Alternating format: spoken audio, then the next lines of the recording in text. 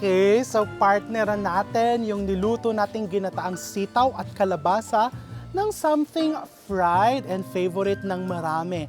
Today, let's cook calamares.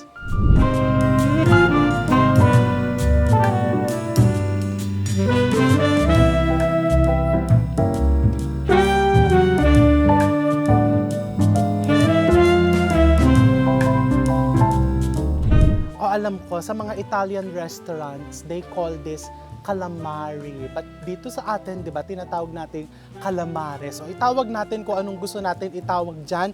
Pero today, I'm going to show you our recipe for calamares here at home. Restaurant quality din to, and I promise you, napaka-crunchy and mananatiling moist yung loob ng iyong squid. So, meron ako ditong squid na kinat ko na into rings like this. Preferably, ang gagamitin mo ay yung pusit lumot, pero wala kami mabili kanina sa palengke. So this is grocery store squid. Okay na din to, pwede na. I'm going to season this with salt and black pepper. Ground black pepper.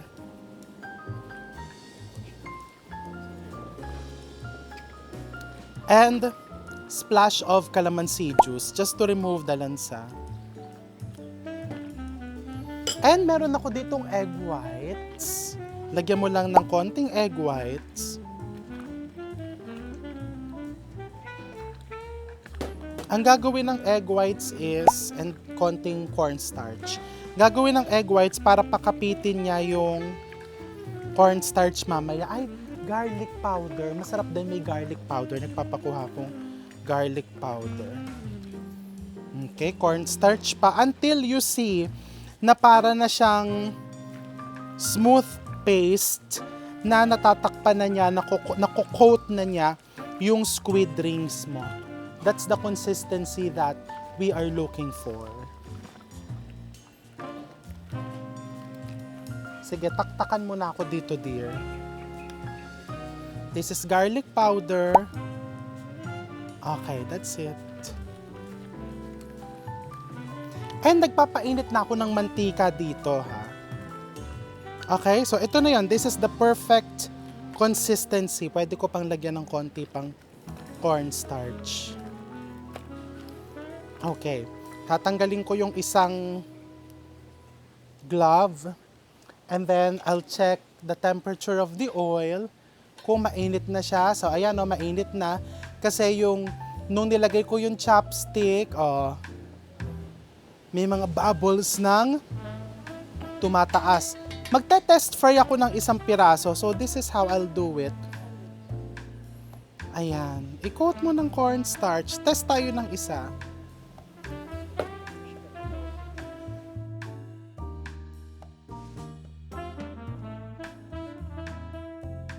Kung gusto mo kasing mas makapal pa yung breading, dadagdagan mo pa ng cornstarch tong mixture na to. But eto, sa akin, okay na to. Ikaw, sa'yo, okay na to. No?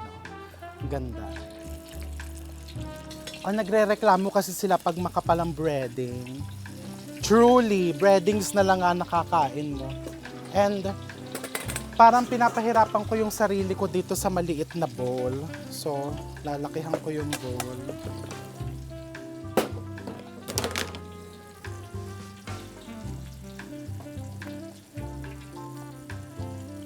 Okay, when you're working on your own, it's wise to keep one hand clean.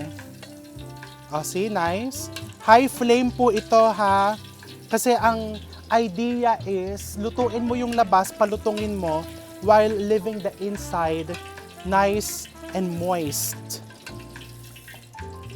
Mabilis kasi ma-overcook ang pusit. And, ay! Hindi po tumalsik. False alarm.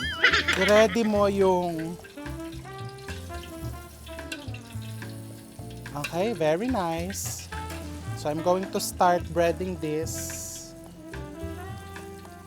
Ay! Ano yan? Pakonti-konti lang. Huwag mong bibiglain. And make sure na talagang mako-coat mo in cornstarch. Okay? Look at that. Very nice.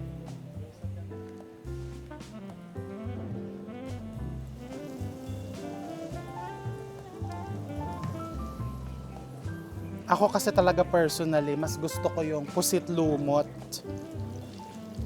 Eto kasi imported to eh. Pero 'di ba?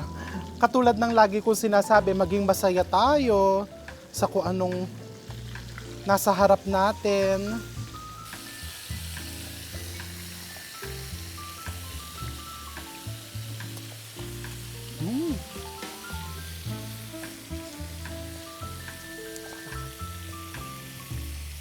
Kahit walang sauce, pero gagawa tayo ng sauce mamaya. Ako po kasi personally, ako lang po ito ha, kaya nga ako to eh, di ba? Hindi ko type yung calamares na, yung sa breadcrumbs, di ba? Kayo ba, type nyo yun? Para ang kapal ng breading. Pag sa breadcrumbs, yung ikokot mo ng flour, egg, tapos breadcrumbs yung calamares. Mas gusto ko yung ganito. Ako lang po ito. Kung gusto mo naman yung sa breadcrumbs, eh ikaw yon. Pag nagiging peaceful na yung mantika, ibig sabihin malapit nang maluto yan. Ang ganda. Diba? Ang ganda-ganda. O dapat proud ka, di ba? Hindi lang ikaw ang maganda, pati yung niluluto mo. Ako, hahanguin ko na to. Kasi just in case you have visitors coming, lumamig na yan, ilubog mo na lang ulit sa mantika. Hindi kasi maganda yung parang overcooked. If it's overcooked, the squid becomes gummy. Okay. Almost done na ang aking calamares. Piniprito ko na yung last batch. And for the sauce, let's prepare the classic one na sinasawsawan natin. Yung parang sauce ng crispy pata. But of course, you can always prepare aioli, which is just mayonnaise with some lemon juice and grated garlic. Ayan, akin na yan, dear. So I'm just chopping here some red onions. You can also use white, but we like red. Okay, red onions, siling pansigang. Just have to cut it.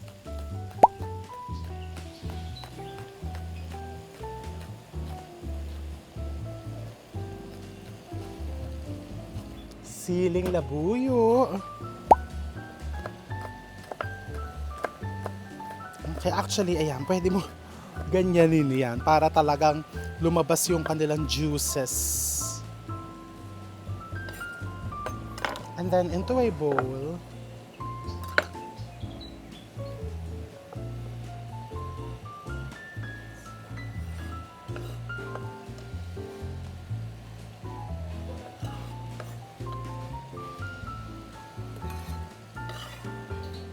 soy sauce.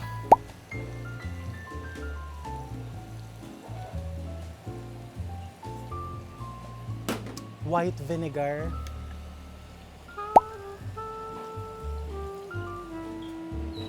Little bit of white sugar. Just to balance.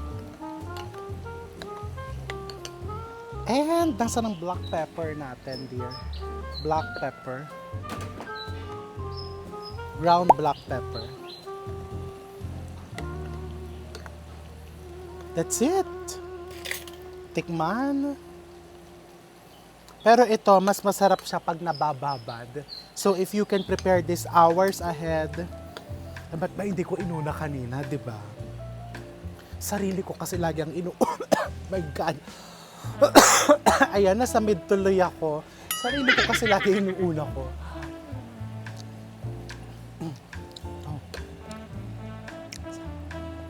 A little bit more of vinegar.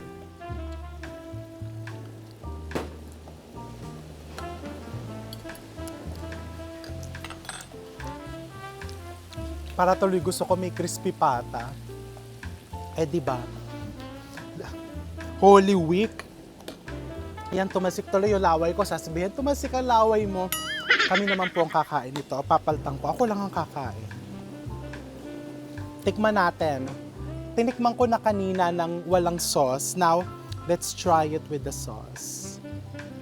Ako, ganyan talaga kumain. Ayan o, yung igaganyan ko.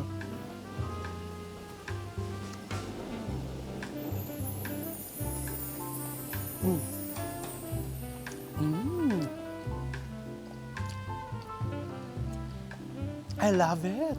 Moist na moist yung loob. Nakaka-proud. Ito ganito po yan pag kumakain kami. Ilulubog mong gano'n para Kasi di ba, para saan pa yan nag-chop-chop ka ng mga onions at sili?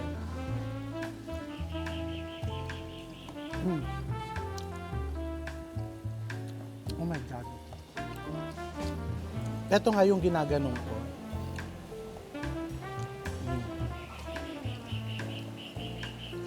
Ang sarap. Perfect na perfect yung thickness ng breading. Just enough para kumapit yung sauce at para magbigay ng lutong sa calamares natin.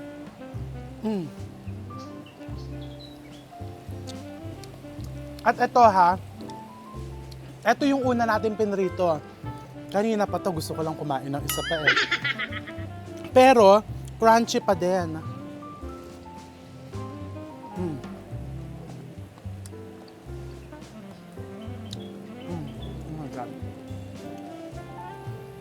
Ayan lumulubog talaga yung daliri dyan. Eh, paano ka naman kaya magsasawsaw nang hindi lulubog yung daliri mo? Diyos ko.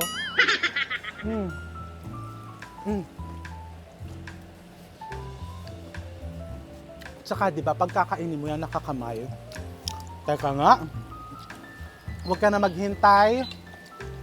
Gumawa ka na. Kasi, ay nako, day. Masarap. I'll see you soon.